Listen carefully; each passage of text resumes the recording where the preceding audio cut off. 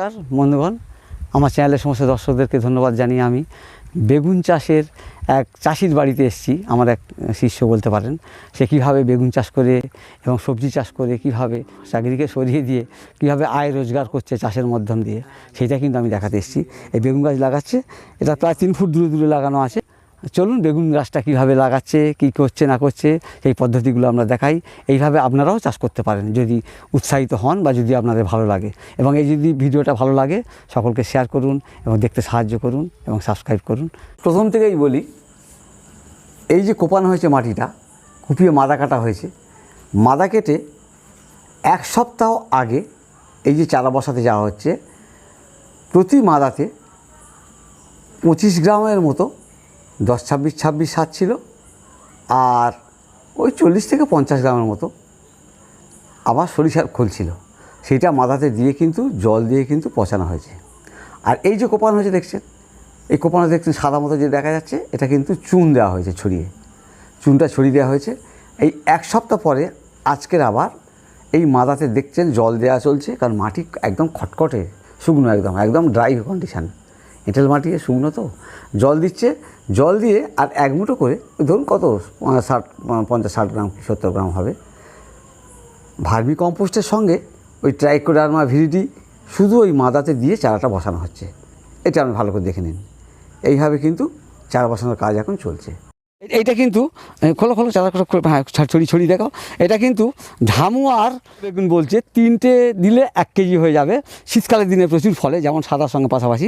চারাগুলো কিন্তু একদম পুরো সুস্থ চারা।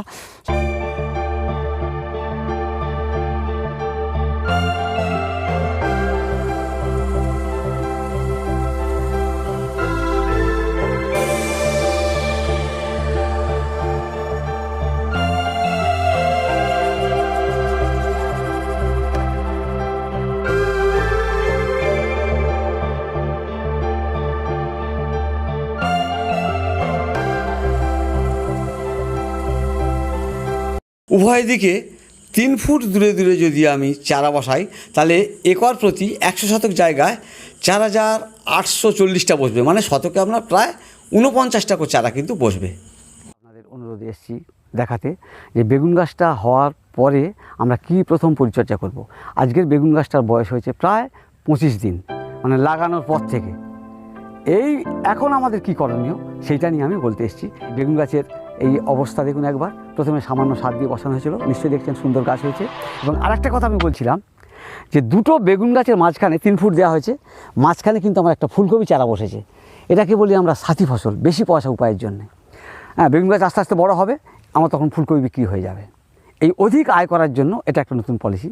এখন এই গাছের গোড়াতে এই যে মেরামত হচ্ছে, সার দেওয়া হয়েছে। আমি কী সার দেওয়া হচ্ছে আমি দেখাচ্ছি। আর এইভাবে মাটি দেওয়া হচ্ছে, হালকা করে প্রথম দেওয়া হচ্ছে। পরবর্তীকালে কিন্তু আবার কিন্তু গোড়াতে মাটি দিয়ে ফাইনাল দেওয়া হবে আরও 25 থেকে 30 দিন পরে। এখন প্রথম পরিচর্যাটা আমি বলবো। দেখুন, গাছ থেকে আপনারা গাছের গোড়ায় ডিস্টার্ব করেন। একটা নিয়ম হচ্ছে, থাম্ব রুল হচ্ছে, আপনারা জেনে রাখুন যে গাছের পাতা কত দূর, লিফ এরিয়া। গাছ তার লিফ এরিয়া থেকে খাবার খাবে। প্রত্যেক গাছ, বট গাছ তাহলে 1 মাইল দূর থেকে খাবার খাবে, কিন্তু প্রত্যেক গাছ তার লিফ এরিয়া, অর্থাৎ এখানে যদি আমি গোল করে একটা দাগ করি, এই এত দূর থেকে খাবার খেতে পারবেও। তাহলে গাছের গোড়ায় ডিস্টার্ব করা হয়, এটা কিন্তু খুব ভুল। এর জন্য রোগ ব্যাধি জোর, মানে ফাঙ্গাস আসবে, এর গাছ পচে যাবে, গাছ যদি সারের কন্ট্যাক্ট লাগে। কেন আমি গাছের গোড়ায় দেবো? এই একটা গাছ এই এত দূর থেকে খাবার দিলে টেনে নেবে, তার লিফ এরিয়া থেকে গাছ খাবার খায়। এই গাছটা এখান থেকে খাবার খাবে, ওই গাছটা এত দূর থেকে খাবার খাবে। আমি বলতে যাচ্ছি, গাছের গোড়ায় না দিয়ে দেখুন এইভাবে দেওয়া হচ্ছে সারটা। এই দেখুন সারটা দেওয়া হচ্ছে। এবারে কী সার দেওয়া হচ্ছে, এবারে জমির মালিক বলবে যে কী সার দেওয়া হচ্ছে। দেখুন আবার কিনা পরিচর্যা করতে হয়। এবার দিয়ে আমরা হালকা করে প্রথম মাটি দেবো, আবার 1 মাস পরে আমি বলেছি আবার ফাইনাল তখন মাটি দেবো, আবার ফের সার দিতে হবে। বেগুন তো রাজার চাষ, রাজার মতো খরচা করতে হবে। যেমন পয়সা দেবে আপনাকে, প্রচুর পয়সা ঢালতে হবে। বেগুনের রং কেটে যাচ্ছে, আবার সার খোল, সরিষার খোল দিলেই আবার রং কালার চলে আসবে। এই রাজার খরচা। এই দেখুন কী সার দেওয়া হচ্ছে, তো বলো কী সার দেওয়া হচ্ছে? 10-26-26, 20-20। আচ্ছা, এ দিচ্ছে 10-26-26, আবার 20-20 সুফলা। আপনাদের সঙ্গে আমাদের তফাৎ হলো কি, এটা আপনাদেরকে বারবার আমি বলি, আমাদের জেলাতে কিন্তু আমাদের এখানে কিন্তু 20-20-20 বলে কোনো সার নাই। এইটাই আপনাদের সঙ্গে আমার একটু তফাৎ হচ্ছে। 20-20-20 স্প্রের জন্য আছে, 19-19-19 স্প্রের জন্য আছে, 18-18 স্প্রের জন্য আছে। কিন্তু এখানে আছে 20-20-0-13, অর্থাৎ 20 নাইট্রোজেন, 20 ফসফেট, 0 পটাশ, 13 ভাগ সালফার। এইটা নিয়ে কিন্তু আমাদের 20-20-0-13 না, তাহলে এ দিচ্ছে 10-26-26, সেই সঙ্গে 20-20-0-13 সরিষার খোল, নিম খৈল, আর এর সঙ্গে কি দিচ্ছ? ফসফেট, আবার আর কি আছে? হাড়ে গুঁড়ো আছে, ডিএপি আছে। আচ্ছা, ও বাবারে সব আছে। আচ্ছা, আমি বলছি ঠিক আছে। এ দিচ্ছে কি অনুখাদ্য, মাইক্রোনিউট্রিয়েন্টের একটা সার আছে সব রকম। আমি যেটা বলি অ্যাগ্রোমিন সয়েল, আমি বলি সবসময় অ্যাগ্রোমিন সয়েল দিতে, ট্রাস্কো সয়েল, এইরকম যে অনুখাদ্য মিশ্রিত যে সারগুলো পাওয়া যায় সেই সার দেওয়া হচ্ছে। আর সোনা সার আবার দিচ্ছে, মানে ক্যান যেটা বলি আমরা, ক্যালসিয়াম অ্যামোনিয়াম নাইট্রেট, এখন শুধু অ্যামোনিয়াম নাইট্রেট হয়েছে। আচ্ছা, গাছের কালারটা আসে আর ক্যালসিয়ামটা পায়, এই জন্য তুমি দিচ্ছ, ক্যান দিচ্ছ। আচ্ছা, ক্যানের তো দাম বেশি, ক্যান কত করে নিচ্ছে এখন? 5 কেজি নিয়েছি 170। 5 কেজি করে প্যাকেট ক্যানের বলছে 170 টাকা। এইটা নিয়ে এর সঙ্গে দেওয়া হচ্ছে, এইভাবে দিয়ে তাহলে কী দেওয়া হলো? এর সঙ্গে প্রথমে সরিষার খোল মেশানো হয়েছে, নিম খোল মেশানো হয়েছে, 10-26-26 মেশানো হয়েছে, আবার 20-20 মেশানো হয়েছে, তার সঙ্গে আবার কায়দা করে ফসফেট দিয়েছে, আরও যাতে শিকড়ের বৃদ্ধি ঘটে, মানে আরও মানে এ প্রচুর ফল পাবে আর কি। আর অনুখাদ্য সার মেশানো হয়েছে, আর এর সঙ্গে কোনো দানা বীজ দিচ্ছে না। তুমি মাথায় স্প্রে করবে, ও মাথায় স্প্রে করবে, কোনো দানা বীজ দিচ্ছে না। এই সঙ্গে কিন্তু ফিরোডান দানা অনেকে দেয়, দিলে কিন্তু আমার নিরাপদ হয়ে গেল, পোকা টোকা আসবে না। তা যাই হোক, এই পর্যন্ত দিয়ে এই সার দিয়ে কিন্তু প্রথম আমি বেগুন গাছ হওয়ার আজ 25 দিন পর থেকে কিন্তু এই প্রথম পরিচর্যা চলছে। এবার দেখুন হালকা মাটি কীভাবে দিচ্ছে। তুই সার তখন গাছের ঘরে দেওয়া হোক, গাছ ঘোরা তখন তুলে দাও। একটু কপি না নিলে মুশকিল, গাছের 4 ধারিটা এখন নিলে তারপরে এই সারগুলোর ভিতরে উনি ঢুকিয়ে দিচ্ছেন কুপিয়ে। মাটিটা খুব সুন্দর, তবে আজকে খুব মেঘলা আবহাওয়া, আপনাদের হয়তো ক্যামেরাতে অসুবিধা হচ্ছে দেখতে, কী করব, এখন এসছি। এইভাবে কিন্তু পরিচর্যা করছে ও, খুব সুন্দর গাছ করেছে দেখলুন। আমি দেখাচ্ছি অনেক। বেগুন চাষটা খুব রাজার চাষ, কী বলবো, খরচাও প্রচুর। এই সারগুলো কিন্তু ঢাকা দিতে হয়, রাসায়নিক সারটা উড়ে পালিয়ে যায়, সেই জন্যে এই রাসায়নিক সার এবং খোলটা ঢাকা দিতে হয়। এই গাছের চেহারা অন্যরকম হয়ে যাবে। আমি আবার দেখাবো আপনার, আবার 1 মাস পরে যখন পরিচর্যা করব তখন নিশ্চিত আসবো। এইভাবে কিন্তু আপনারাও পরিচর্যা করুন এবং এইভাবে গাছকে সুন্দর করে তুলুন, স্বাস্থ্যবান করে তুলুন, এবং এই গাছগুলোও বড় হয়ে যাবে। এই গাছগুলো যে বাচ্চা দেখছেন সবে লাগিয়েছে, এটা ফুলকপি বলছিলাম, এই গাছগুলোও কিন্তু ওই সার পেয়ে এরাও কিন্তু বড় হয়ে যাবে, খুব সুন্দর লাগবে তখন। এবং চারিদিকে গাঁদা ফুল বসানো হবে, গাঁদা ফুল আনতে যাওয়া হচ্ছে আজকে। গাঁদা ফুলটাতেও রোগ পোকা নিয়ন্ত্রণ করবে এবং খুব ভালো হবে। এইভাবে পরিচর্যা করতে হয়। আর এগুলো তো বিন উঠছে, এই বিন গাছগুলো, দেখতে পাচ্ছেন, এগুলো ভাড়া করা হবে পরে, এই দিকতে ভাড়া হলো। তাহলে গাঁদা ফুল হবে, বিন কড়াই হবে, তারপরে আপনার এই বেগুন আছে, ফুলকপি আছে, এরকম এত মিশ্র চাষ বা সাথী ফসল হিসেবে এইসব চাষ করছে, করে অধিক আয় করছে। এবারে বেনেভিয়া একবার মারবে, 10 লিটার জলে 12 মিলি লাগবে বেগুনের জন্য। অন্য ফসলে 10 লিটার জলে 10 মিলি। বেনেভিয়া সায়ান্ট্রানিলোপ্রোল ওষুধটার নাম। এই বেনেভিয়াটা কিন্তু এরা স্প্রে করবে, আর 5-7 দিন পরে একবার প্রথম স্প্রে করবে, কারণ এই সার দেওয়া হচ্ছে মানে পোকা চলে আসবে। এই হচ্ছে ব্যাপারটা হচ্ছে। এইভাবে দেখুন কীভাবে পরিচর্যা করছে ও। হয়েছে ফাইনাল গোড়াতে এটা জল নিকাশির জন্য ব্যবস্থা, অতিরিক্ত জল হলে চলে যাবে। আর এইভাবে কিন্তু গাছের গোড়ায়রা মেরামত করছে।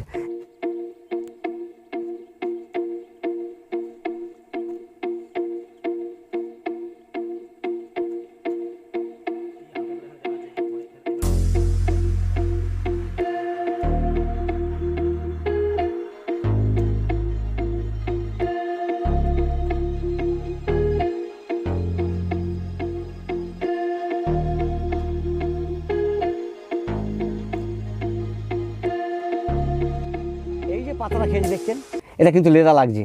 তাহলে এইরকম যদি লেদা আক্রমণ হয়, প্রাথমিক অবস্থায় কিন্তু আপনাদের আমি যে বলেছিলাম মিসাইল 1/2 গ্রাম করে প্রতি লিটার জলে দেবেন, অথবা EM1, অত কড়া বিষে যেতে হবে না। আর যদি একবার বেনেভিয়া দিতে পারেন তাহলে কিন্তু এই যে 25-26 দিন বয়সে একবার বেনেভিয়া দিতে হবে, আর 45-50 দিন পরে আর একবার বেনেভিয়া দিতে হবে। এখন যদি যা আপনার হাতের কাছে আছে ওষুধ, এখন কিন্তু এই লেদার জন্য একরকম দিতে হবে। আর সাদামাছি লাগবে, আমরা সাদামাছিটা দেখাই কী করে, আমরা সাদামাছিটা দেখাই এইরকম ধাক্কা মারবো। ধাক্কা মারলে একটা পোস্তদানাকে আপনি 5 ভাগের 1 ভাগ করলে উড়ে পালাবে। ওরাই কিন্তু কুকড়ে দেবে গাছটাকে। এই বেগুনের তুলসী পাতা রোগ আনবে, বেগুনটাকে কুকড়ে দেবে, বেগুনের ভাইরাস চলে আসবে, ওরা কিন্তু আসবে শোষক পোকার জন্য। এই ডগার পাতাতে বসবে, এতে খাবে না ওরা। বয়স্ক পাতাতে ওরা খাবে না, আক্রমণ করবে ঠিক এইখানটায়। এই জায়গাগুলো আমাদের খেয়াল করতে হবে এসে, যে আমার সাদামাছি লাগছে, মানে সাদামাছি এখন নেই। এই বৃষ্টি হচ্ছে হয়তো এর জন্যে কিন্তু আপনাদের একটা কম দামের ওষুধ আমি সবসময় বলবো, ওই থায়োমেথক্সাম, ওই টরপিড বলুন, একতারা বলুন, অ্যারো বলুন, ম্যাক্সিমো বলুন, ওই থায়োমেথক্সাম গ্রুপের ওষুধ প্রতি লিটার জলে 1/2 গ্রাম মিশিয়ে ওই 5-6 দিন ছাড়া ছাড়া একবার যেতে হবে। আর লেদার জন্য আপনার আলাদা ওষুধ মারতে হবে। আজ অনেকে বলছেন যে স্যার এমন একটা ওষুধ বলুন দিনই, আমি সব লেদা মেদা কিচ্ছু জানি না, আমি সব একসঙ্গে সারাবো। তারা করবে কিন্তু রঙ্গিলা, ঘাড়দার রঙ্গিলা বেরিয়েছে, প্রতি লিটার জলে 1 মিলি মিশিয়ে দিলে ও লেদাও যাবে আর শোষকও যাবে, এই একটা। আর যারা জৈব নিয়ে করছেন, কালকে আমি একটা জৈব বিষ কিনেছি, আমি দেখাবো গতকাল, কাকা কাকা একদম জৈব ওষুধ। ওই জৈব ওষুধটা ওরা বলছে খুব দামি, 100 ml এর দাম বিক্রি হচ্ছে 260 টাকা, কেউ কোথাও 330 টাকায় ব্যাপী করা আছে। তা এই কাকাটা প্রতি লিটার জলে 1.5 মিলি করে দিলে রোগও যাবে, পোকাও যাবে, দারুণ ওষুধ বেরিয়েছে কাকা, আমি দেখাবো। কাকা ব্যবহার করতে পারেন যারা জৈব করছেন। এর জন্য তাহলে আমাকে এখন প্রাথমিকভাবে এই চিকিৎসা করতে হবে। হ্যাঁ, আশা করি বুঝতে পেরেছেন।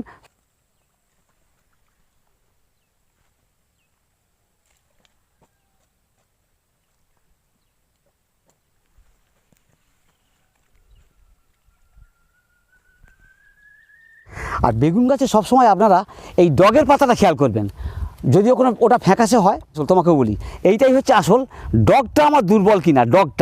ডগটা যদি দুর্বল হয়ে যায় তাহলে জানবেন গাছ খাবার খেতে চাচ্ছে। এইটা পাতা যেন আমার সতেজ থাকে, খুব মজবুত থাকে, ডগের দিকে খেয়াল করবেন। আর ঝিম হবে বা যত ডগের ছিদ্রকারী পোকা এখানে ঘুম পাড়িয়ে দেবে এর ভিতরে ঢুকে, এইটা হচ্ছে ডগটাই হচ্ছে আসল। এই পাতাগুলো দেখার দরকার নেই, আমার দেখবো আমি ডগটা যেন আমার সতেজ থাকে, তাজা থাকে, যেন মজবুত থাকে, তবে জানবেন গাছ যথেষ্ট খাবার পাচ্ছে, ভালো আছে, ভালো ফল দেবে। এই ব্যাপারটা আবার সকলকে বলি এইভাবে পরিচর্যা করুন। সকলকে ধন্যবাদ জানাই, ধন্যবাদ জেনে আমি শেষ করছি। নমস্কার।